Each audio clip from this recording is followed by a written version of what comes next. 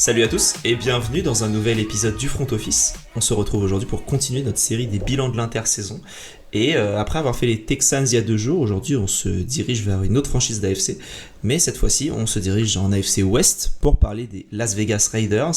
Pour cet épisode je suis accompagné d'abord de Jérôme. Salut Jérôme. Salut Alex, salut à tous. Comme d'habitude, encore là pour une équipe d'AFC. Voilà. C'est ça.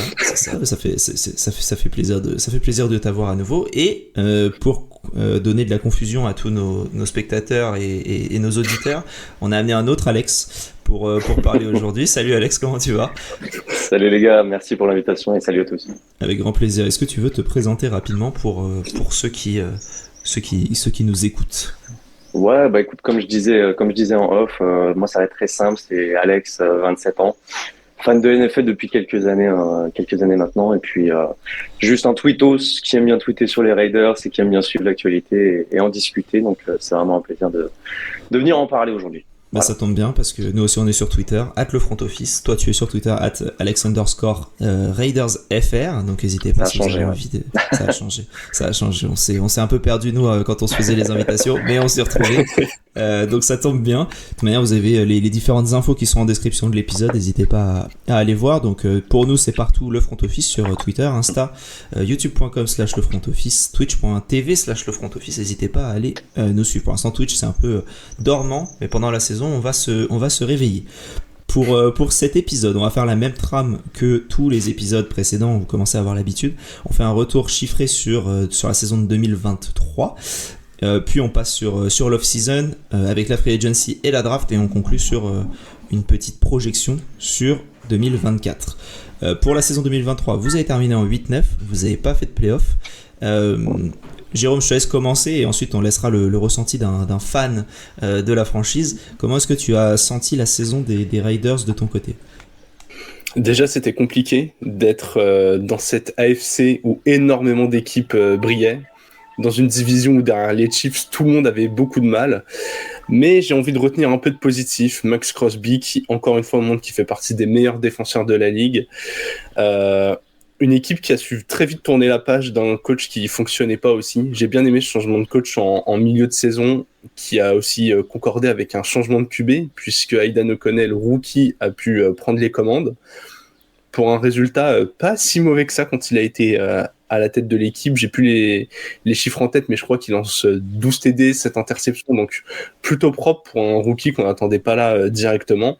Même si, pour parler un peu des cadres, je trouve que ça a pas mal impacté Davante Adams. Ça s'est bien ressenti en deuxième partie de saison. Il a été un peu sevré de ballon. Je suis assez mitigé. Ça mène. Alex, toi de ton côté, en tant que du coup un peu plus, t'as sûrement regardé plus les matchs en détail. Qu'est-ce que t'as pensé ? Est-ce que tu vois comment est-ce que t'as senti cette saison globalement ? Amuse-toi, c'est ton moment. C'est bon, je peux y aller à la sulfateuse, là, c'est bon. Vas-y. Tu peux faire 15 minutes sur la saison si t'as envie. Là. Non, honnêtement, je pense que beaucoup de choses intéressantes ont déjà été dites, mais moi, c'est vrai que j'ai ressenti la saison comme si on a vécu 2 saisons en une, en fait. On a eu une première partie où c'était vraiment la continuité de ce qu'on avait fait avant avec McDaniels. Et en fait, on sentait tout de suite que le vestiaire n'était plus derrière le coach.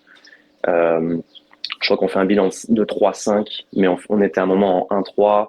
On gagne des matchs un peu à l'arraché, c'est vraiment compliqué. L'attaque patinait, le jeu au sol était vraiment pas dedans. On se fait humilier face aux Bears. Je crois que c'était un score de 30-12 à l'extérieur, face à la pire équipe de la ligue qui n'avait pas encore gagné un match. Juste après, je crois la semaine d'après, on se fait humilier en Monday Night Football face aux Lions. À partir de là, McDaniels, c'était fini. Mais on sentait déjà que depuis longtemps, en fait, le coach n'avait plus du tout l'ascendant sur son groupe. Et c'est vrai qu'avec l'arrivée d'Antonio Pierce, nous, on était un peu au début, on savait pas trop quoi s'attendre parce qu'Antonio Pierce, on connaît le joueur, c'était un ancien linebacker aux Giants qui a gagné le Super Bowl avec Manning. Mais c'est vrai qu'on savait pas trop à quoi s'attendre. Et de tout de suite, en fait, ce qui ressort, c'est que c'est sa première conférence de presse. J'inviterai à voir ceux qui l'ont jamais vu. Mais sa première conférence de presse, il commence à lâcher un gros Raiders en criant dans l'assemblée, qui montre sa passion et son amour pour la franchise. Parce qu'en fait, c'est quelqu'un qui a grandi en Californie et du coup c'était un fan des Raiders.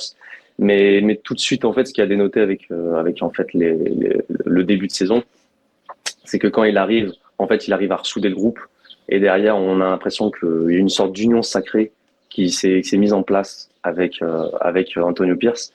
Et enfin, honnêtement, nous, on a découvert une défense. Hein. Je ne sais pas si vous aviez connaissance ces dernières années que les Raiders avaient une défense, mais on était une des top 5 pires de la ligue sans débat, hein, même si on avait Max Crosby qui se démerdait un peu tout seul. Mais c'est vrai que là, de la deuxième partie de saison, je ne sais pas ce qui s'est passé, mais je peux vous donner des stats, mais j'avais noté que on était la première équipe NFL en nombre de points encaissés au moment où Antonio Pierce arrive jusqu'à la fin de la saison. On était la 3e équipe en sac. Donc en fait, il y a un moment où il y a eu un déclic défensif impressionnant, et c'est ce qui nous a permis d'être compétitifs sur la fin des matchs de la saison. Il y a un moment donné où je me rappelle, je crois que c'était le match face aux Chiefs à Noël, où le match offensivement, on n'est pas trop dedans. Ok, il y a un bon jeu au sol en fin de match. O'Connell, je crois qu'il il complète même pas une passe pendant 3 quarts temps, mais la défense, elle inscrit 2 touchdowns en fait, et on gagne ce match grâce à la défense. Et Malcolm Coombs, le jeune 3e année, qui fait 3 sacs sur Patrick Mahomes, qui lui aussi fait une deuxième partie de saison incroyable. Donc en fait, c'est ça. Si je devais résumer pour les auditeurs, c'est qu'il y a eu vraiment une progression à la fois des joueurs qui se sont sentis un peu libérés du joug, j'ai envie de dire, de McDaniels, qui avait pour habitude d'accaparer un peu tout lors de l'entraînement, etc., et dans le vestiaire, et il n'était pas vraiment suivi par les joueurs. Et Antonio Pierce a permis à tous les autres joueurs de se libérer en fait et de jouer selon ce qu'ils voulaient et selon ce que les joueurs voulaient également. Et donc ça, c'est intéressant. C'est ce que fait un peu Dan Campbell, j'ai envie de dire. J'aime bien comparer avec les Lions parce que je pense que c'est la trajectoire qu'on essaye de prendre. Les Lions de Dan Campbell, avec un staff qu'Antonio Pierce, un ancien joueur, qui a quand même de la poigne, qui sait tenir un vestiaire, et qui est un leader, en fait, c'est ça. Et je pense que c'est ce qu'on avait vraiment besoin, nous, les Raiders, pour qu'on enclenche, en fait, une dynamique positive. Donc, c'est vraiment, moi, j'ai bien aimé tout ce qui est progression de la défense. Et comme tu le disais, c'était O'Connell qui arrivait titulaire. Il y a eu des bons matchs. Il y a eu des matchs un peu moins bons, mais j'ai bien aimé comment il a fini la saison. Je crois que sur les 4 derniers matchs, si tu prends le comparo entre le match face aux Chargers et le dernier match face aux Broncos, je crois qu'il est en 8 touchdowns, 0 interception. Donc c'est vrai que c'est bien mieux que ce qu'il avait fait avant. Et donc il y a une certaine progression, et sur ça, honnêtement, j'étais plutôt content, même si voilà, on sait que c'est un rookie, on sait qu'il a fait des erreurs. J'ai envie de dire que le match pour le Dolphins, face aux Dolphins, qu'on perd de peu, il est pour lui, parce qu'il n'a pas été capable de faire des bons jeux sur les derniers cartons. Mais non, sinon on a eu voilà, c'est comme je disais, progression de joueurs, une défense retrouvée, un jeune quarterback sur lequel potentiellement tu peux avoir de l'espoir, et notamment des victoires références face aux adversaires de division, parce que le bilan d'Antonio Pierce dans la division, si je dis pas de bêtises, je crois qu'il est de 3-1.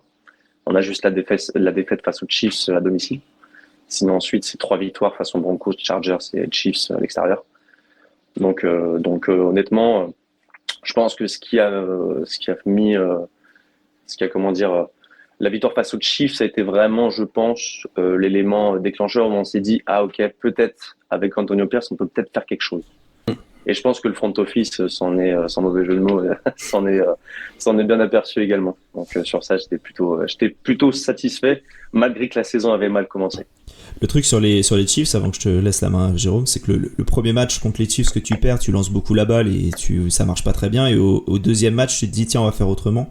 Tu fais que courir et ça fonctionne. Et rien que ça, moi, le côté adaptation d'un coach, pardon, c'est quelque chose où c'est pas nécessairement la marque des grands, mais au moins c'est la marque des gens qui arrivent à se remettre en question suffisamment pour essayer de tenter des choses et d'avancer.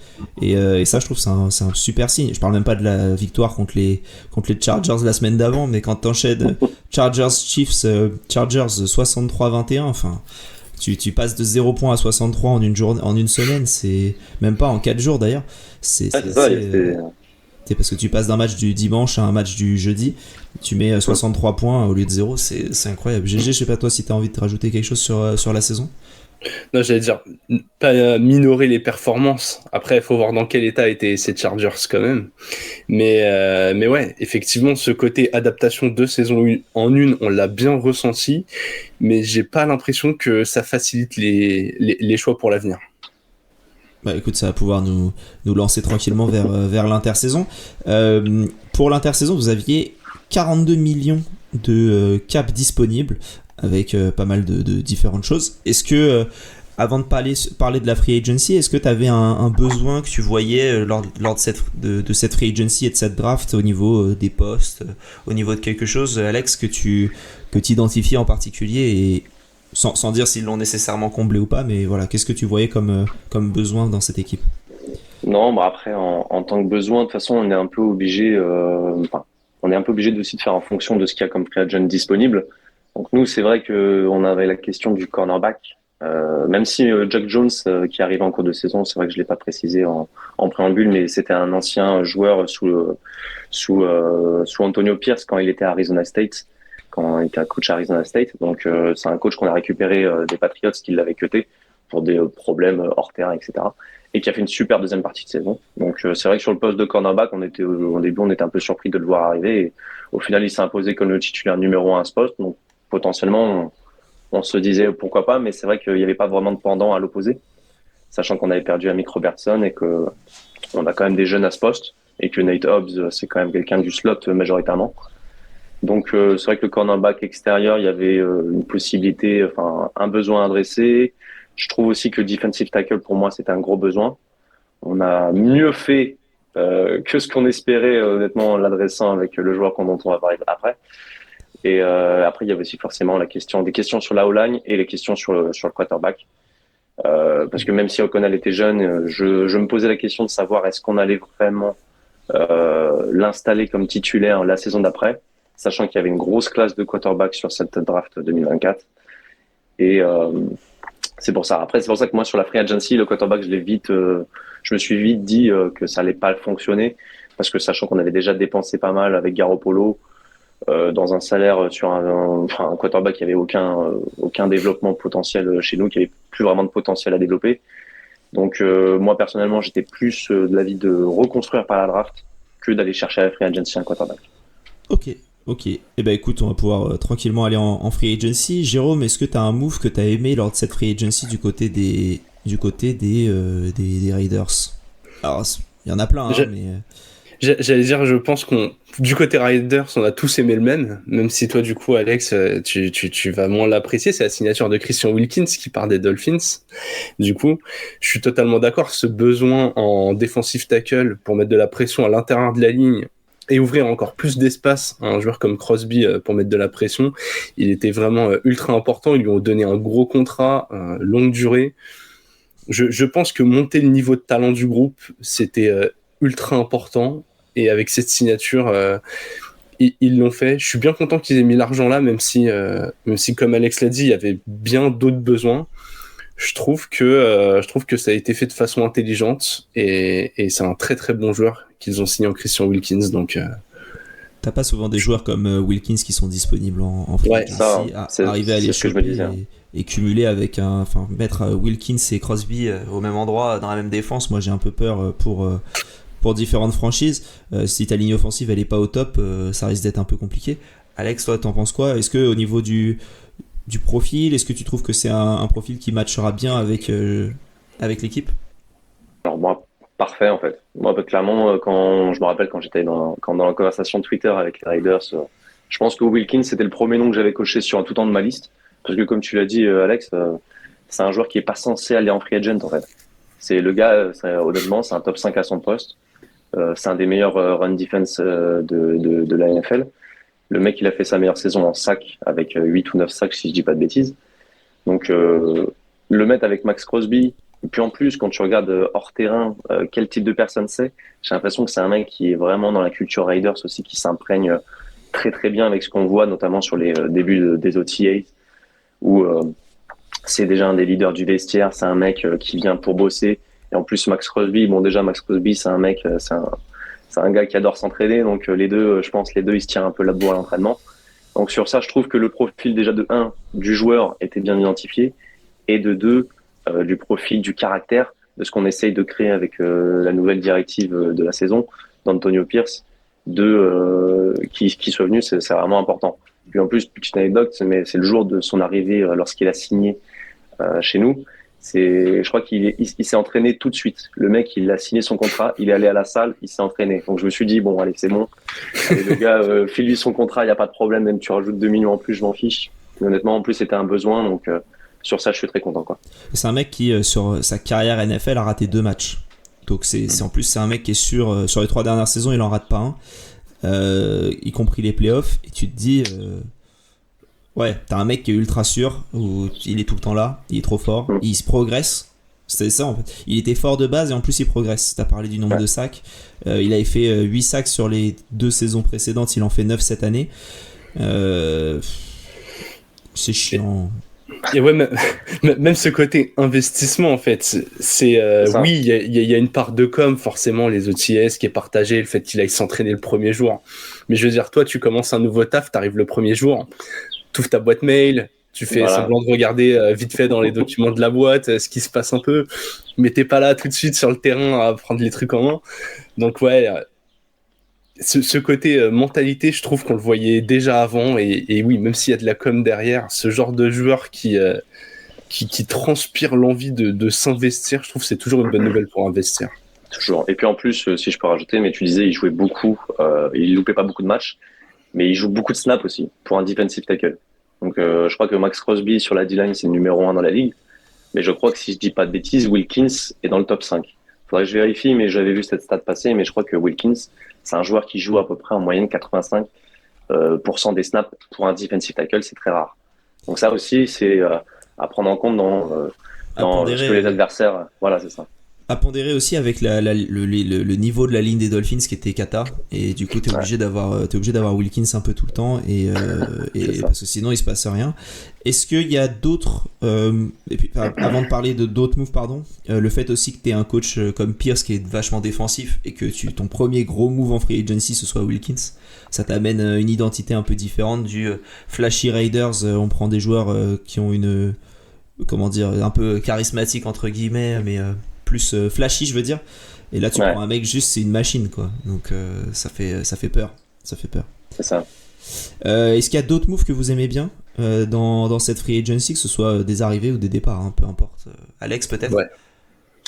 Alors, dans les arrivées, honnêtement, on n'a pas eu tant d'arriver que ça. C'est plus après des backups. Où on a eu forcément Gardner Minshew, pour les auditeurs, faut en parler parce que c'est quand même le quarterback qui va se battre pour le poste de titulaire avec Aidan O'Connell. Donc Minshew qui avait remplacé Richardson qui était blessé aux Colts et qui avait fait plutôt un bon intérim, hein, honnêtement, on va pas se mentir, c'est ce qu'on attend d'un backup, et je pense qu'on est à peu près d'accord pour dire que c'est un des meilleurs backups de la ligue. Donc moi sur ça en soi, j'aimais déjà bien le joueur avant qu'il signe aux Colts, donc j'étais plutôt satisfait, mais je comprends la logique parce que c'est vrai qu'on en a pas parlé, mais on a eu un nouveau general manager, Tom Telesco, qui était aux Chargers. Et je comprends sa logique d'avoir adressé ce besoin, parce que nous, au début, on était un peu surpris, on se disait, ouais, on veut un quarterback à la draft, etc. Mais je comprends sa logique de se dire, on était en 13e position à la draft, et il s'est dit, 13e position, sachant qu'il y a déjà des équipes avant nous qui ont des besoins de quarterback, on ne peut ne pas avoir celui qu'on veut. Donc, je préfère assurer le coup avec au moins Aidan O'Connell qu'on a déjà dans l'équipe, et Gardner Minshew qu'on va récupérer à la free agency, qui t'assure au moins un niveau de titulaire correct. Tu vois, ok, tu vas pas chercher le top 10 de la ligue, on est loin de là, mais au moins on t'assure un niveau correct sur le poste de quarterback. Et donc du coup, je comprends cette logique-là de se dire, on va pas tout miser sur la draft parce qu'on sait pas ce qui peut arriver, mais on s'assure au moins nos arrières avec la compétition en interne, avec Minshew et O'Connell. Donc sur ça, je trouve le move était cohérent, même si c'est pas Patrick Mahomes qu'on a récupéré, c'est pas Kirk Cousins, mais bon. On a limité au moins un peu la casse sur ce poste dont on avait besoin un peu d'aide. Et ça leur a donné raison quand on voit la draft, hein, parce qu'en 13e, il n'y a plus personne. C'est ça. T'as tout le monde qui est parti avant, les mêmes Bonix qui est parti en 12. Donc en fait, c'est quoi? C'est 6 QB qui sont sortis sur les 6 QB sur les 12 premiers, ouais. Donc t'avais pas trop le choix. Au final, on verra ce qui a été pris plus tard. Mais c'est vrai que moi, Minshew, j'aime beaucoup. C'est un contrat de 2 ans. Ça te permet d'être sûr que O'Connell, ça marche ou pas. Et au pire, c'est un backup. Un backup qui te coûte un peu cher si c'est un backup, par contre, parce que 12,5 millions pour un backup, c'est un peu beaucoup. Après, O'Connell te coûte rien. Donc Voilà, ta QB room, elle est assez tranquille au niveau prix. Ça l'a, ouais. Et voilà. Jérôme, est-ce qu'il y a autre chose dont tu veux parler? Non, j'allais rebondir sur le cas Minshew, puisque tous ceux qui nous écoutent depuis un moment savent que je suis un énorme fan du joueur. Ouais, exactement, la moustache. Il y avait une comparaison tout à l'heure faite par Alex avec les Lions. Moi, je pense vraiment que Minshew peut avoir ce rôle un peu de Jared Goff, notamment parce que c'est un joueur qui fait pas tant d'erreurs que ça, hein. On l'a vu avec les Colts. Il fait vraiment une saison solide. Je pense que dans le bon environnement, il peut très très bien tourner. Et j'ai vu aussi des stats sur le genre de passes qui étaient catchable et complétées par Minshew par rapport à celles qui étaient lancées et complétées par O'Connell. Et en fait, Minshew, il est bien plus compatible avec un Davante Adams que Léo O'Connell. Ça peut vachement jouer dans la balance pour la saison à venir. Je trouve que O'Connell a du talent, mais est-ce que tu as envie de l'avoir sur le terrain tout de suite? J'ai l'impression que les premières semaines vont vachement dicter le ton de la saison des Riders, entre est-ce qu'on est encore en construction ou est-ce qu'en fait dans cette division où tu dois jouer les Chargers et les Broncos 2 fois, tu vas pas vouloir aller vers le joueur le plus opérationnel direct. Donc en fait cette signature de Minshew, je pense qu'elle peut très vite prendre de l'importance. Non, je suis d'accord. Moi, je suis d'accord. Puis en plus, si je peux rebondir, il faut aussi pondérer avec le fait qu'on a perdu Josh Jacobs à la free agency, qu'on l'a pas voulu re-signer.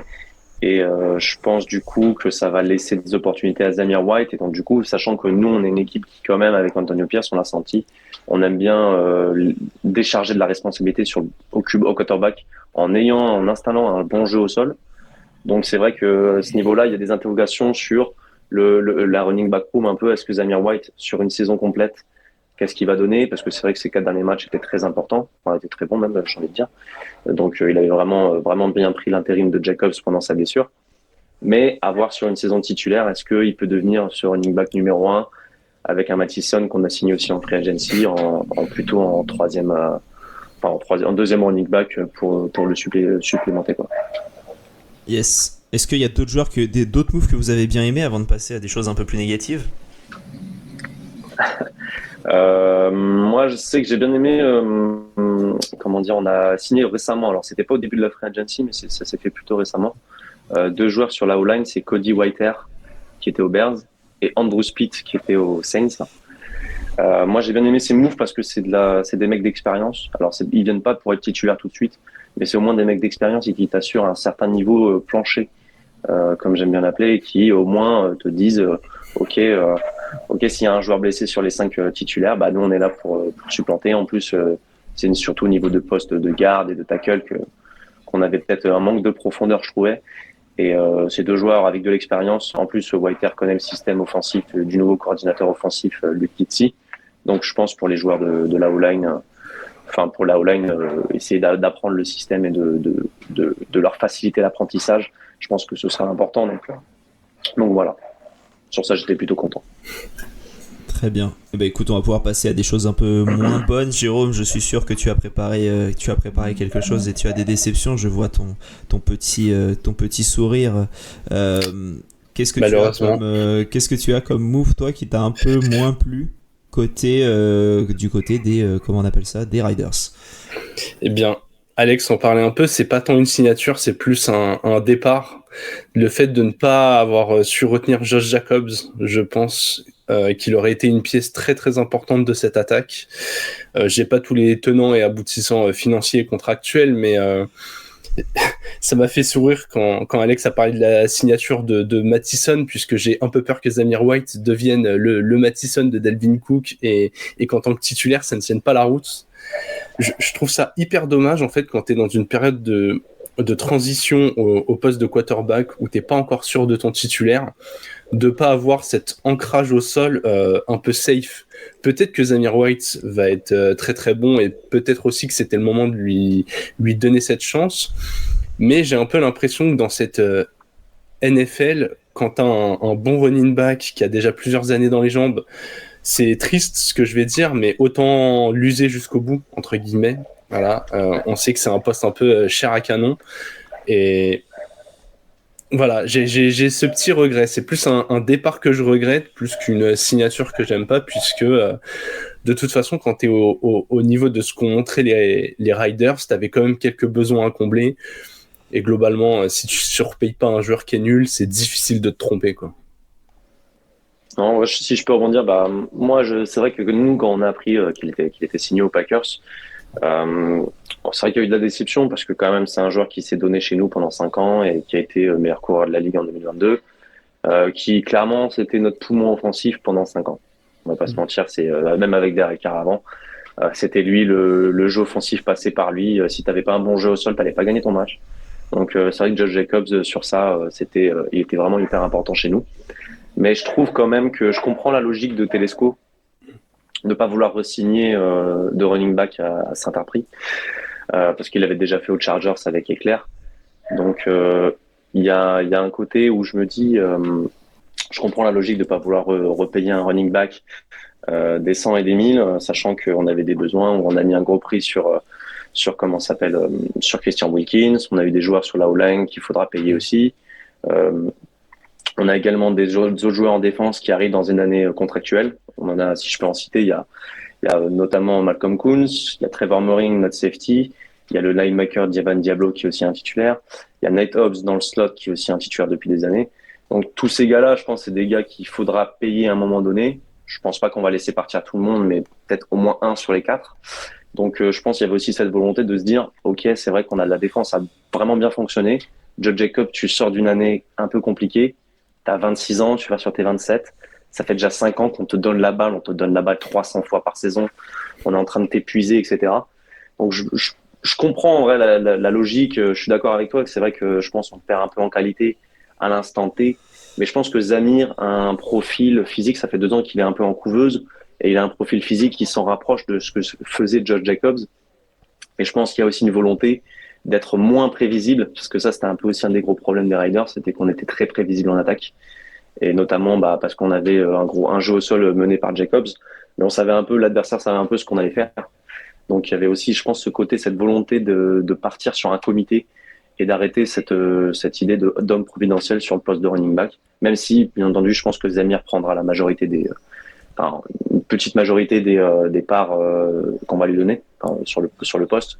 Mais voilà, je pense qu'il y a aussi cette volonté de partir sur une variété de cibles plutôt que sur un homme providentiel sur ce poste. Donc la logique pour moi, elle est OK. Je la trouve OK. Vous étiez dans le petit trio de running back avec Jacobs qui part aux Packers, Aaron Jones qui part aux Vikings et Mattison qui vient des Vikings et qui arrive chez vous.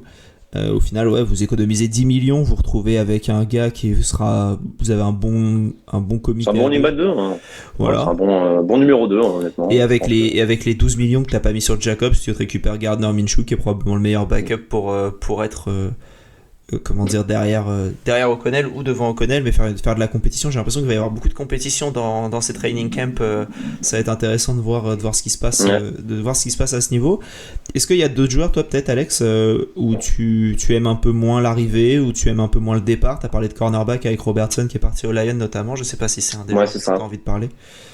Lui, honnêtement, j'aime bien le joueur parce que c'est un mec avec une mentalité que j'adore. Honnêtement, c'est un mec qui est assez petit sur le terrain, mais ça l'empêche pas de jouer plus grand que ce qu'il est.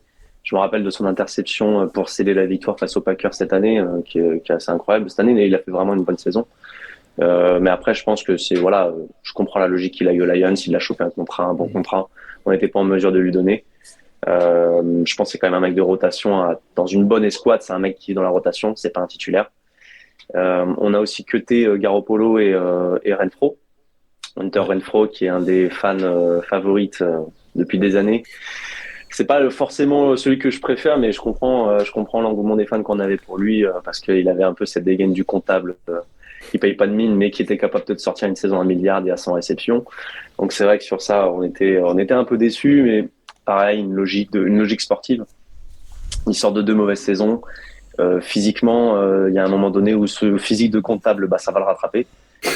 Quand tu vois les surathlètes qu'il y a en NFL, c'est compliqué d'exister dans cette ligue si t'es pas un minimum athlétique. Donc, alors oui, il a une bonne séparation, mais c'est vrai que sur ces dernières années, à chaque fois qu'on le mettait sur le terrain, il faisait pas vraiment les différences sur les 2 dernières années. Donc, je comprends la logique, et puis ça va laisser de la place à d'autres mecs dont on avait besoin. Et du coup, c'est vrai que dans le slot, on avait un peu ce point d'interrogation qu'on a comblé à la draft avec un joueur dont on va parler après, dont j'étais plutôt content. Très bien. Bah écoute, je pense que ça peut conclure cette partie free agency, et on va pouvoir aller tranquillement vers la draft. Et pour cette draft, du coup, je vais vous dire un peu les différents choix pour tout le monde. Donc au premier tour, avec le pick 13, c'est Brock Bowers qui a été sélectionné. Avec le pick 44, c'est donc un tight end, Brock Bowers. Au pick 44, c'est Jackson Powers Johnson, un center. Pick 77, donc au troisième tour, c'est Delmar Glaze, un offensive tackle. Au quatrième tour, avec le pick 112, c'est Decamerion Richardson, un cornerback. Au pick 148, au cinquième tour, c'est Tommy Eichenberg, un linebacker d'Ohio State. Et pick 208, un running back, Dylan Lobb, ou Lobé, ou Laobé, ou peu importe comment tu as envie de le prononcer. Et au septième tour, 2 choix, un safety Trey Taylor et un cornerback MJ Devonshire. Voilà, ça c'est un nom vraiment, c'est la classe. C'est un nom. Aïe aïe aïe. Ça, c'est un nom de star, ça. C'est un nom de star. Ça. Tu vois, je trouve que si c'était appelé Decamerion Devonshire, là vraiment ça là, t'as un pro bowler là. Direct. Jérôme, toi, globalement, t'as pensé quoi de cette draft des Riders, sans parler nécessairement d'un choix en particulier? Écoute, c'est une draft où j'ai bien envie de mettre genre un petit 9 sur 10. Voilà. Je trouve que ça répond à énormément de besoins. Et j'expliquerai après d'où vient ce point perdu, du coup. Ok. Alex, qu'est-ce que tu as envie de dire, toi, sur cette draft t'as lancé un peu le sujet Brock Bowers, donc si tu as envie de t'amuser à en parler, fais-toi plaisir. Ouais, écoute, j'ai vu beaucoup d'avis un peu différents passer. J'ai vu beaucoup de gens déçus aussi sur Twitter, sur les réseaux ou dans des lives. Je comprends pas trop comment on peut être déçu d'avoir récupéré un joueur qui était potentiellement un des meilleurs tight ends universitaires de l'histoire, qui t'a sorti 3 saisons all-time à son poste, 2 fois meilleur tight end en université, top 5 joueurs de cette draft aussi également. Alors oui, je pense que beaucoup de gens se sont dit « Ah tiens, on prend un tight end, on avait déjà Michael Mayer. C'est un peu dommage, ça fait un peu doublon. » Sauf que le problème, c'est que moi, je pense qu'on va jouer beaucoup en 12 personnel, et que si on regarde bien les matchs de Georgia depuis des années, Brock Bowers, en fait, c'est un joueur qui joue plus de 50% de ses snaps dans le slot. C'est pas un tight end moderne, en fait, comme on a l'habitude de l'entendre. C'est-à-dire que c'est pas un tight end qui sera aligné majoritairement à côté du tackle. C'est vraiment un gars c'est une pièce offensive. Moi, j'aime bien dire ça, c'est un playmaker offensif, en fait. Tu l'as recruté parce que c'est un gars, tu le recrutes pour sa capacité à pré-réception, à engranger des yards, etc., à se démarquer, à savoir, parce qu'il a un excellent IQ, que ce soit en zone ou en man, ou même s'il a des progrès à faire en man, en couverture individuelle. Je trouve que c'est vrai qu'il a quand même c'est un peu un problème de match-up, parce que c'est vrai qu'il est un peu plus grand que les safeties qu'on a l'habitude de voir, et il est plus rapide que les linebackers, donc ça sera toujours une question de match-up. Et je pense que le front office s'est dit tiens, ça va être une arme pour notre coordinateur et pour notre quarterback qui pourrait être utile. Et puis en plus, le mec a été tellement efficace à chaque fois qu'il a joué. Je les vois très bien exister, Mayer, que ce soit Mayer et Bowers, tous les deux, et même interchangeables, parce que des fois Mayer peut être aligné dans le slot et vice versa. Donc je pense qu'il y a un côté aussi où on veut être imprévisible, et ça rejoint un peu ce que je disais tout à l'heure, c'est qu'on était trop prévisible avant, et je pense que c'est la volonté d'Antonio Pierce et du general manager, c'est de rendre l'équipe vraiment, où on ne sait pas où le danger va arriver, en fait, au lieu que ce soit vraiment Adams et Jacobs, et on sait que c'est les 2 gars qu'il faut cibler, et puis voilà. Non, je pense qu'il y a vraiment, on essaie de varier les différentes cibles qu'on a. Et je pense sur ça, le choix de Bowers, pour moi, faisait sens à ce moment-là, sachant qu'on avait perdu Renfro dans le slot. Et t'as un avantage, c'est que si tu as besoin de le taguer dans 5 ans, il te coûtera moins cher que si c'était un receveur. Parce que exactement. tight end te coûte moins cher, et au final c'est une arme de la même manière, hein, donc moi j'aime beaucoup le choix. Je trouve que c'est effectivement, quand t'as mis un deuxième tour l'année dernière sur Mayer, tu te dis pourquoi tu reprends un tight end avec ton premier choix là tout de suite alors que t'avais d'autres options. Je pense que t'as suffisamment. Voilà, pour moi c'est un bon choix. Est-ce que t'as d'autres choix que t'aimes bien, Alex, toi, dans cette draft? Ouais, bah écoute, j'en ai pas parlé tout à l'heure en free agency, mais ça va faire le lien un peu parce qu'on a signé en deuxième tour Jackson Powers-Johnson, et en free agency, on avait re-signé André James à un très bon contrat de 7 millions par an, qui est un contrat à peu près dans le top 10 de la ligue, mais vraiment fin de top 10, quoi, ou même hors top 10 si je dis pas de bêtises. Et du coup, bah c'est vrai que Jackson Powers-Johnson, c'est un centre d'Oregon, mais qui a aussi joué garde en 2022. Et du coup, je pense qu'il y a aussi beaucoup de gens qui se sont dit, ah tiens, c'est dommage, on a signé un centre, pourquoi en reprendre un? Sauf que quand tu regardes le gabarit de Jackson Powers-Johnson, c'est un mec qui peut tout à fait jouer garde, il l'a déjà fait. Et donc du coup, je me dis que on a été que la stratégie au global sur l'intérieur de la O-line a été très maligne, pardon, parce que c'est vrai qu'on a vu à la free agency qu'il y a eu énormément de gardes surpayés, qu'on l'a vu aux Panthers, on l'a vu aux Rams. Enfin, je suis désolé, mais on a vu les prix qui étaient de 20 millions par an pour un garde. Enfin, moi, j'étais en mode au début, parce que nous, c'était un peu une des questions qu'on avait, se dire est-ce qu'on va signer un garde, sachant qu'un tel va partir. Voilà, j'étais content au final qu'on l'ait pas fait, et on a signé pour moi, enfin on a drafté pour moi ce qui était le top 2, enfin un des meilleurs intérieurs line de la QV. Donc sur ça, je trouve que j'étais très content de ce qu'on a fait, et qu'on n'ait pas surpayé un garde pour au final en drafter un qui potentiellement qui sera meilleur que ceux qui ont été signés à la free agency. Donc pour moi, c'est masterclass sur les 2 premiers choix, honnêtement très très content. Parce que c'est aussi des mecs, je l'ai pas précisé, mais c'est des gars qui ont même pas 21 ans. Donc c'est des gars que à la fin de leur contrat rookie, ils auront 25 ans. Voilà. Et ça, ouais, ça c'est vraiment pas mal. T'as totalement raison. Moi, Jackson Powers-Johnson, je pensais qu'il allait tomber bien plus haut. Parce que c'était un des seuls centres réellement qui avait l'air d'être sûr et jeune. Et il y avait plein d'équipes dans lesquelles je le voyais tomber. Et tomber en 44 chez vous, je trouve que c'est un très bon choix. Jérôme, est-ce que tu as envie de mettre un peu de relief sur cette draft en parlant du point perdu? Écoute, alors pour être tout à fait honnête, moi j'allais dire que ce Brock Bowers en 13 me posait quand même problème. Mais en fait, Alex m'a convaincu dans son argumentaire. En fait, je m'étais noté que malgré son talent immense, c'était à mes yeux pas réellement un besoin immédiat. Et notamment parce que avec votre nouveau coordinateur offensif, qui est l'ancien coordinateur offensif de Davante Adams, c'est celui qui, dans sa carrière, a le plus utilisé Davante Adams dans le slot. Du coup, je me suis dit, ok, un tight end qui va venir jouer potentiellement dans cette même zone, alors que justement, il y a déjà Michael Mayer. Mais en même temps, c'est vrai que quand tu vois les 6 QB qui sont tombés avant, ça t'obligeait soit à monter si tu voulais prendre un quarterback, et t'as fait, je trouve, une bonne affaire en signant Gardner Minshew pour pas cher, et rien ne t'empêchera de drafter un QB dans 1 ou 2 ans si O'Connell ne va pas et que Minshew peut pas être titulaire. Et t'as très bien drafté sur la O-line, qui pour moi était le besoin à remplir au premier tour, et en fait tu l'as bien rempli sur tes 2 tours suivants. Donc en fait voilà, je passe à 10 sur 10. J'ai été convaincu par l'argumentaire, même si ouais, en fait, Bowers 1 an plus tard, ça aurait été vraiment masterclass, quoi.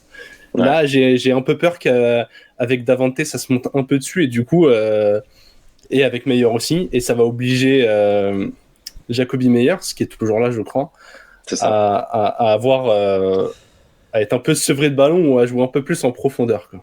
Le truc que tu aurais pu faire, c'est descendre à la limite et prendre un des corners qui était dispo. Peut-être que ça aurait comblé un besoin et tu aurais récupéré des assets pour des tours d'après. Hein, parce que si tu descends de 3-4 pics à ce moment-là lors de la draft, tu récupères en général des trucs pas mal. Mais Bowers, t'en auras pas 100 000 qui vont tomber sur les années à venir. Hein.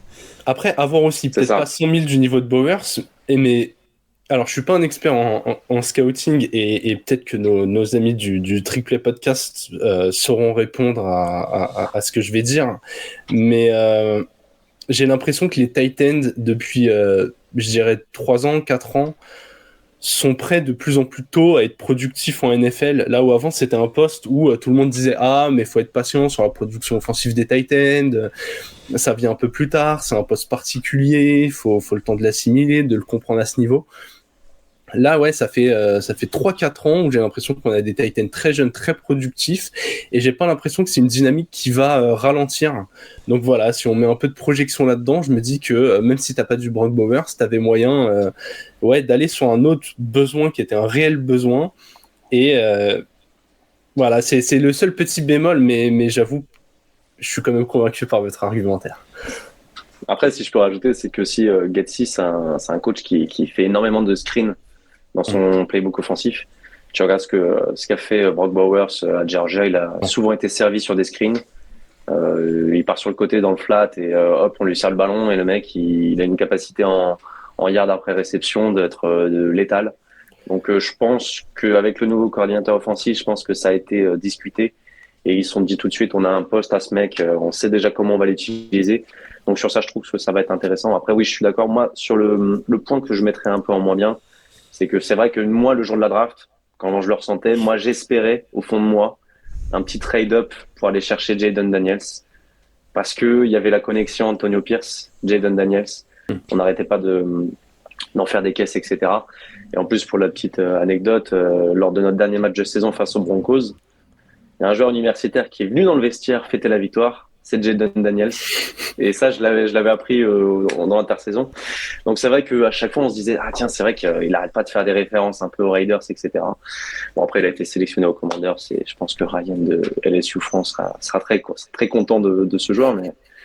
Mais voilà, moi, c'est vrai que j'étais un peu déçu de ne pas l'avoir chez nous. Mais après, au final, je me suis dit, on a Brock Bowers en 13e choix. Je pense que on est parti sur une logique de meilleur joueur disponible. Donc après, c'est vrai que oui, tu peux partir sur le besoin. On avait un besoin en tackle droit. On parlait de Taliese Fuaga, qui était un tackle droit que j'aimais bien et que j'aurais bien vu chez nous aussi. Ou alors en cornerback, comme t'as dit Alex. Donc je pense en soi, à ce niveau-là, on ne pouvait pas se tromper. À moins d'aller reach comme on a su le faire avant. Mais bon, c'était un autre régime. On va pas mettre les œufs dans le même plat. C'est ça, on va arrêter. Et pas Janikowski, donc du coup t'avais pas envie de le prendre là. Mais et puis en plus, franchement, du coup, vu que tu sais que c'est les Commanders qui le prennent en 2, qui voulaient absolument Daniels, j'ai l'impression que s'ils étaient en 1, limite ils auraient pris Daniels aussi. Ça aurait été très très cher, je pense, d'aller chercher le pick 2 si ce n'est impossible. Ouais. Donc je pense que t'as pas trop de regrets à avoir. Est-ce que dans les choix un peu plus à partir du 3e avec Delmar Glaze et compagnie, est-ce qu'il y a un joueur ou plusieurs que vous aimez bien dans cette draft? Jérôme, peut-être, je te vois hocher la tête. Ouais, j'ai toujours un petit favori et c'est marrant, ça tombe souvent sur le poste de linebacker. J'ai Tommy Eichenberg qui aurait déjà pu être drafté, je crois, lors de la précédente draft, qui a été pris là, qui souvent a été estimé comme un talent de 2e, 3e tour. Le prendre au 5e, pour moi, c'est forcément une bonne affaire. Surtout, il remplit aussi un besoin. Hein. C'est un linebacker intérieur, je crois. Il va parfaitement se compléter du coup avec Crosby, Kuntz et devant lui Wilkins. Et surtout, même si c'est pas un joueur qui a une marge de progression infiniment élevée, il va pouvoir contribuer tout de suite dans une défense qui est déjà dangereuse. J'adore ce genre de pick quand t'arrives à récupérer plus bas un mec qui était prévu beaucoup plus haut, genre là le différentiel il est quand même assez gros. J'aime bien, franchement j'aime bien. Bon après j'ai vu 3 minutes de vidéo, hein, comme je vous l'ai dit, je suis pas un expert du scouting, mais voilà, quand tu mets en face les rapports et le profil du joueur, tu te dis ok, il y a potentiellement de la bonne affaire. Et puis j'ai envie de dire, s'il flop, les gens se diront le 5e tour des Riders a floppé, ça coûte rien quoi. C'est ça. T'en feras pas une annonce, t'en feras pas une quoi. Voilà, exactement. C'est ça. Est-ce que Alex, vas-y pardon. Ouais, non, mais du coup, ce que j'allais dire, c'est ce que j'allais rebondir, c'est que je trouvais que Schoenberg aussi, c'est un bon choix dans la mesure où c'est un mec aussi qui est prêt à jouer tout de suite. C'est un capitaine de défense dans une grosse fac à Ohio State. Donc le mec, je trouve en plus dans le profil, se rapproche un peu de ce qu'on a avec Spillane, qui a fait une super saison l'année dernière, qui était, je pense, pas loin du Pro Bowl en plus sur son poste, très sous-coté en provenance des Steelers dont il arrive l'année d'avant. Et je trouve qu'il est un peu dans le même moule de gars qui va au mastic, très bon run stopper. À la couverture, c'est peut-être là où c'est pour ça qu'il n'a pas été pris plus haut. Je pense c'est qu'il a des limites en couverture et que c'est quand même un gabarit assez dur à bouger. Il est pas c'est pas l'athlète le plus fluide. Donc je pense que c'est pour ça qu'il a un peu chuté. Mais en soi, moi je suis content parce que je trouve on a récupéré un mec qui peut être prêt, qui aujourd'hui tu peux le mettre dans la rotation day one. Je pense qu'il n'y aura pas de souci. Il arrive pour être potentiellement dans la bataille pour le 3e linebacker derrière Diablo et Spillane. Mais sinon, moi, si je voulais rebondir sur un choix, j'en avais deux. Deux choix que j'aime bien, c'est le 4e tour d'Ekamarion Richardson, parce que c'est un projet sur le cornerback. C'est un mec qui a les dimensions athlétiques parfaites, que ce soit en termes de taille, d'envergure, etc. C'est un plutôt grand, c'est un 6'2", cornerback. Il a une bonne envergure, une excellente vitesse. Je crois que c'était le 2e meilleur temps au combine chez les cornerbacks, derrière Nate Wiggins, si je dis pas de bêtises. Et en fait, je me suis dit que c'est un projet pour Patrick Graham, clairement, dans le moule de ce qu'il aime bien des cornerbacks un peu grands, dans ce profil-là. Et je pense à un mec qui va être en couveuse pendant 1 an ou 2, et puis après qui va arriver un peu, j'espère, à la manière d'un Malcolm Kuntz qu'il a fait cette année, qui va exploser en année 2 ou 3 par exemple. Donc je pense que c'est vraiment un projet sur lequel on va développer à long terme. Après peut-être il peut surprendre cette année, on sait pas, on sait jamais. Mais sur ça, je trouve j'étais plutôt content parce que c'est vraiment, tu te dis, t'as rien à perdre sur un 4e tour. Ce mec-là, si ça marche, ça explose tout. Si ça marche pas, bah tant pis, c'est 4e tour des Raiders. Tu peux pas être Pukanakwa quand tu veux, quoi, tu vois. Comme tu l'as dit, un 4.34 sur le combine, sur le 40 yards, quand t'as de plus en plus de joueurs qui sont ultra rapides, d'avoir un corner qui va vite, même s'il est moins bon et que il peut juste permettre de gêner et d'empêcher un peu la séparation, bah d'un coup c'est important aussi. Et s'il se développe en plus, là c'est bien, parce que la vitesse, tu peux pas trop l'apprendre à ce moment-là. Le reste, les mains et tout, je pense pas que tu puisses l'apprendre énormément, mais tu peux un peu plus t'aider. Est-ce qu'il y a d'autres joueurs dans la draft dont vous voulez parler? Moi il y a le petit Dylan Lobé, le running back de New Hampshire. Alors lui, pour les auditeurs qui connaissent pas, c'est un running back qui est plutôt orienté jeu de passe. Donc c'est un running back qui a fait un match à 295 yards à la réception en sortie de backfield en université. Bon après c'est du niveau seconde division universitaire si je dis pas de bêtises, donc c'est à pondérer, mais honnêtement je trouve que ça se complémente avec ce qu'on disait de la free agency, à savoir qu'il y a une sorte d'approche par comité qui va commencer à se mettre en place. Et on a Zamir White sur les deux premières tentatives avec Mattison qui vont, je pense, se tirer la bourre. Et sur une 3e tentative où c'est forcément potentiellement un jeu de passe, je pense que là, Dylan Lobby a sa carte à jouer, que ce soit à ce niveau-là en 3e tentative ou aussi en special team avec les nouvelles règles de kick-off qui ont l'air un peu floues sur comment ça se passe, mais de ce qu'on entend, ça a l'air de faire la part belle au running back. Donc je demande à voir, mais honnêtement, de ce que j'ai vu, en plus, lors de l'appel, lorsqu'on l'a appelé pour lui dire qu'il était drafté par les Raiders, le mec était comme un fou et il avait limite plus d'excitement, plus d'excitation qu'Antonio Pierce, alors qu'Antonio Pierce, c'est déjà un mec, pour être plus motivant que lui, il faut y aller, mais là, il avait l'air plus motivé que lui, Diane Lobé, donc je suis impatient de voir ce qu'il peut donner en pré-saison et potentiellement dans la rotation. Totalement d'accord. Je pense qu'il met Mattison derrière lui dans la depth chart en cours de saison. Je pense qu'il sera numéro 2 devant Mattison. Mattison il coûte pas grand chose en plus. Il coûte 2 millions. Il est la saison prochaine. Donc, Et puis au-delà de ça, au-delà du prix, genre Mattison il est nul en fait. C'est surtout ça le souci. S'il a qu'il était bon, mais Mattison il est pas bon quoi. Pour un running back 1, c'est pas ce que t'attends de lui. Après, pour un running back 2, je pense qu'il a sa carte à jouer, mais je ne le mettrai pas les clés du running back 1, ça je suis d'accord. Yes. On va pouvoir tranquillement se diriger vers la saison 2024. Déjà, Alex, est-ce que tu trouves que tous les besoins ont été comblés pendant cette intersaison et est-ce que tu es confiant sur la saison prochaine? Tous les besoins... alors je pense on a limité la casse sur ceux qu'on n'avait pas réussi à choper le joueur qu'on avait voulu. Je pense que notamment en poste de quarterback, comme je l'avais annoncé, je pense que Jaden Daniels c'était une sorte d'utopie qu'on aurait aimé avoir, mais qu'on n'a pas eu. Bon, on savait un peu qu'on n'allait pas l'avoir. C'est pour ça qu'on a eu Gardner Minshew, je pense, à la free agency. Donc sur ça, je pense que en soi, c'est un quarterback, comme on a parlé depuis le début. Il y aura une belle bataille entre les deux, entre O'Connell et Minshew. Mais on peut pas dire que le poste de quarterback a vraiment été adressé, entre guillemets, sachant que t'as pas un top 20 quarterback dans la ligue. Donc, pour moi, tant que t'as pas de quarterback à ce niveau-là, c'est compliqué d'aller viser vraiment quelque chose de très concret en NFL. Après, on a limité la casse, donc ça c'est bien. Et je trouve sur le poste de cornerback, on a recruté des jeunes, on a une jeune escouade, mais il y a quand même cette interrogation sur qui on va mettre à l'opposé de Jack Jones. Est-ce que ça va être une solution en interne? Parce que on a des projets qui sont en cours. On vient de parler de Dekamerion Richardson, mais l'année dernière aussi, il y avait un projet un peu similaire avec Bennett, Jacorian Bennett, qui est aussi un profil de speedster cornerback.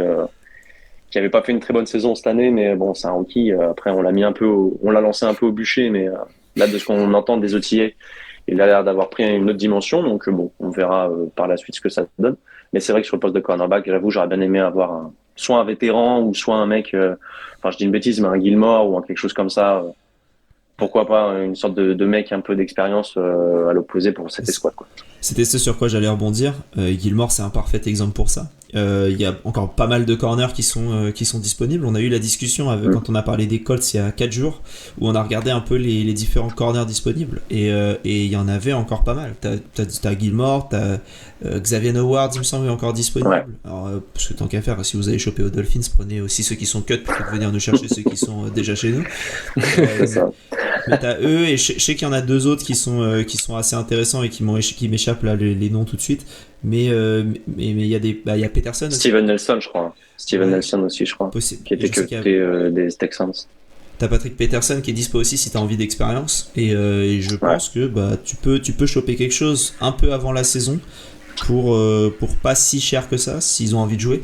Et puis Las Vegas, là, ça a l'air d'être un projet quand même assez intéressant. Donc je pense que tu peux choper du vétéran assez tranquillement, quoi, on va se dire. Donc, ouais, non, c'est sûr. Jérôme, toi, qu'est-ce que t'en penses? Écoute, j'ai rien de mieux à ajouter. Je suis assez d'accord. Au poste de QB en poil léger, mais on le savait déjà, autant voir si t'as... Est-ce que Minshew, il se révèle et un peu comme un Ryan Tannehill, quand il a trouvé le bon endroit avec les Titans, ça devient un titulaire solide et tu le considères top 15-16 de la ligue et t'as de l'ambition. Est-ce que O'Connell peut progresser? Il y a un peu cette incertitude sur le poste de QB, mais au point où t'en es de l'avancement des Riders, je trouve que c'est pas un si gros problème non plus. Et ouais, le poste de corner, c'est encore un peu jeune, c'est encore un peu brut. Vous parliez de signer quelqu'un d'expérience. J'ai envie de te dire, limite, si tu sais que tu vas pas gagner, donne du temps de jeu à ces jeunes un peu bruts, donne-leur des snaps, fais-les se faire complètement défoncer par des gros receveurs, mais au moins ils vont apprendre. Hein. Je pense qu'au bout d'un moment, si tu as du mental, tu dois pouvoir encaisser 150 yards sur ta tête et te rendre compte que tu as fait un mauvais match et passer à celui d'après.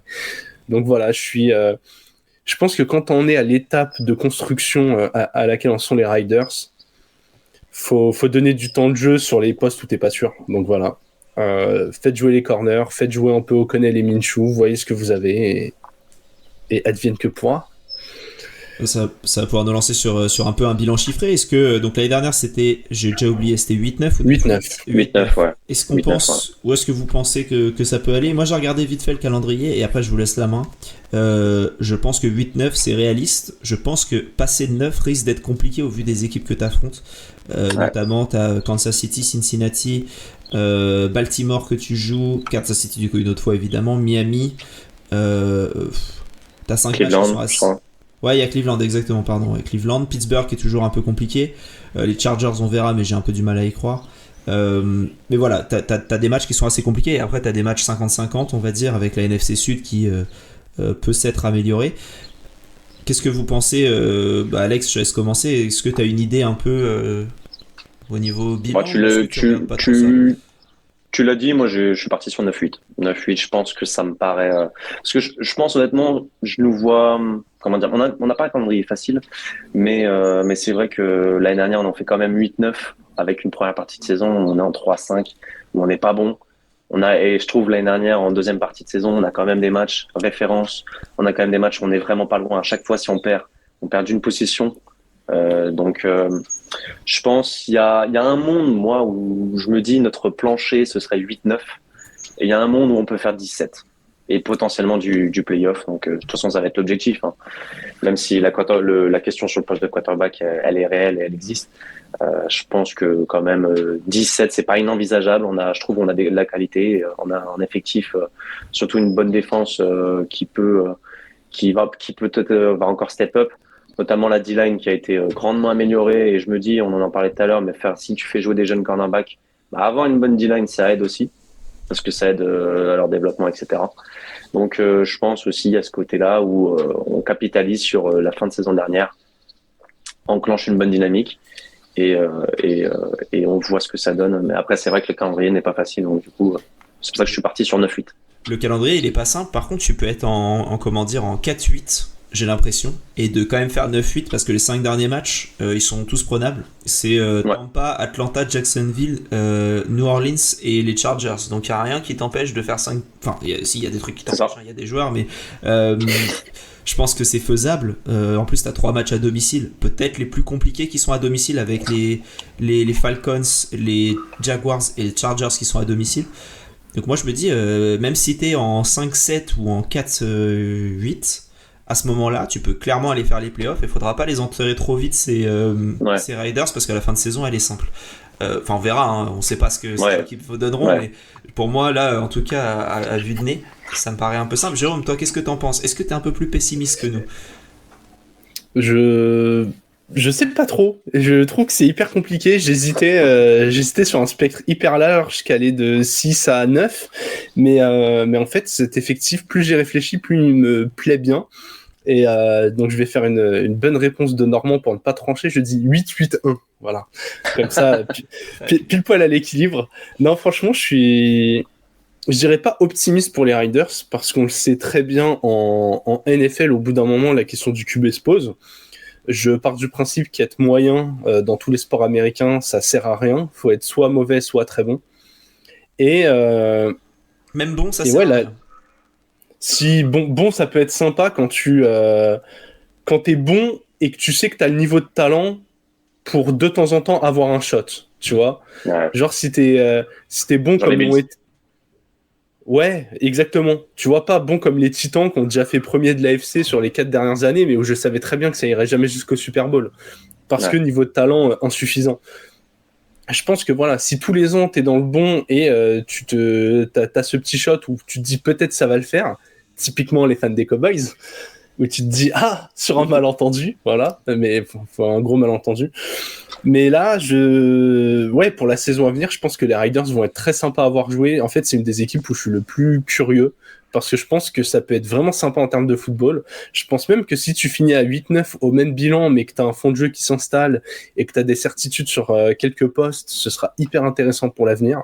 Mais je peux pas non plus être optimiste parce que tu as ce plafond du poste de QB qui fait que, en fait, peu importe que tu fasses 7 ou 9 victoires, tu vas pas être assez mauvais pour drafter haut, tu vas pas être assez bon pour espérer quelque chose. Et j'avoue que moi, j'espère vraiment que le fond de jeu sera sympa parce que sinon, c'est le genre de saison où t'es un peu qu'est-ce qu'on fait ?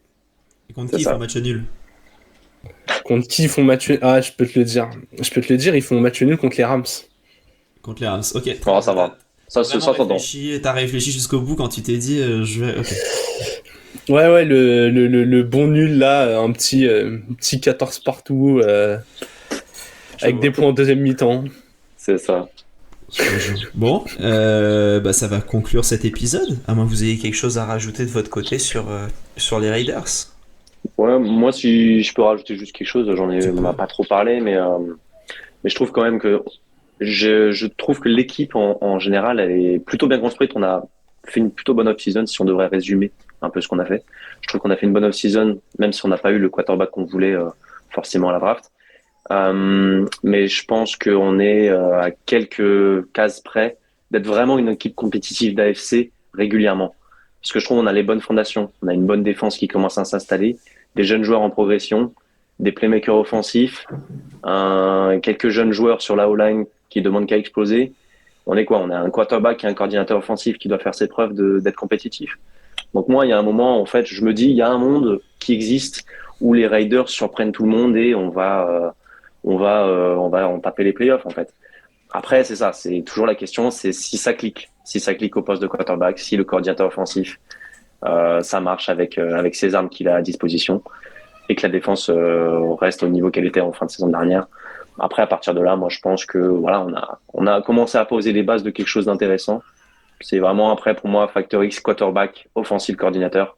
Et on verra, ce sera eux qui nous dicteront le tempo de la saison à venir. Très belle conclusion. Très belle conclusion. Merci Alex d'avoir fait cet épisode avec nous. Ça nous a fait très plaisir de t'avoir. Et, merci à vous les gars pour l'invite. On peut du coup te suivre à @Alex_RaidersFR sur Twitter si vous avez envie. Et si vous avez envie de voir un peu des différentes décisions de college football d'Alex, vous pouvez le suivre sur The Trick Play où on va faire une ligue ensemble. Voilà, si vous n'avez pas vu les différentes annonces de The Trick Play, on vous laisse voir, mais avec le nouveau jeu qui va sortir de college football équivalent Madden, voilà, on va se retrouver dans cette saison. Donc ça va être sympa. Ça va être très cool. Merci GG également. Bah écoute, toujours un plaisir. Je profite d'être là pour dire, n'hésitez pas justement à partager ces épisodes dans vos communes à tous. On a ce projet magnifiquement mené par Alex quand même de faire un tour des 32 franchises. On a des gens qui répondent ultra positivement et c'est toujours un plaisir de les recevoir. Donc voilà, on va essayer de vous tenir en haleine tout l'été avec ça et mettez un petit like, mettez une petite note, mettez une petite étoile pour qu'encore plus de fans le voient, quoi. C'est ça. Donc voilà, merci à tous. Si vous nous suivez pas encore, donc partout @ le front office, on est sur toutes les différentes plateformes d'écoute. Je sais qu'il n'y a plus Google Podcast depuis 3 jours maintenant, donc je sais pas où vous nous écoutez ceux qui étaient sur Google Podcast parce qu'on a vu qu'il y en avait certains. Voilà, mais on est partout, donc n'hésitez pas. Spotify, Deezer, Apple, YouTube, peu importe, on est là. Alex, merci encore une fois, et on va se retrouver dans 2 jours pour parler des San Francisco 49ers pour ce 13e épisode des différentes équipes. Merci à vous deux. Je souhaite à tous une bonne journée, bonne fin de journée, bon début de soirée, bonne soirée, et vive le football.